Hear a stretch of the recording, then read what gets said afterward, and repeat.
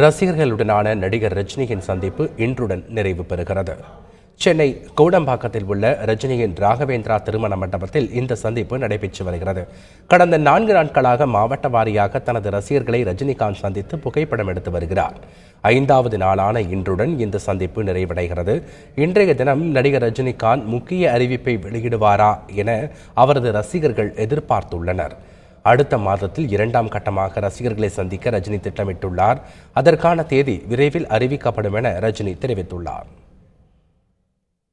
இதனிடையே ரசிகர்களுடனான சந்திப்பு மிக விரைவில் முடிவடைந்தது வருத்தம் அளிப்பதாக நடிகர் ரஜினிகாந்த் தெரிவித்துள்ளார்.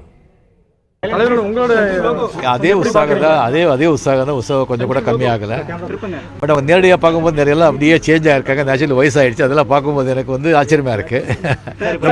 உங்களுக்கு நீங்க கொடுக்கக்கூடிய இன்ப அதிர்ச்சி இவ்வளவு உற்சாகத்தோட இருக்காங்க. அன்னைக்கு இருந்த அதே சூழல் இருக்கு.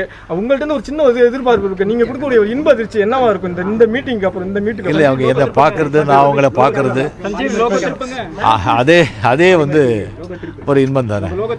8 வருஷம் கழிச்சு சந்திச்சிருக்கீங்க. இளைய தலைமுறை ரசிகர்கள் எப்படி இருக்காங்க? அவங்களும் அதே ஆர்வமா இருக்காங்க. ஆமா, முதல்ல 70 அப்போ முதல்ல எப்படி இருந்தாங்களோ அதே ஆர்வம், அதே துடிப்பு அதே இருக்கு. தொடர்ந்து 4 நாளா நீங்க உற்சாகம் குறையாம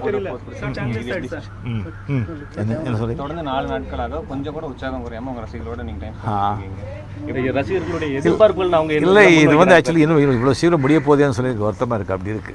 அவங்களோட சந்தோஷம் பார்த்தா எனக்கு அவ்வளவு சந்தோஷமா இருக்கு.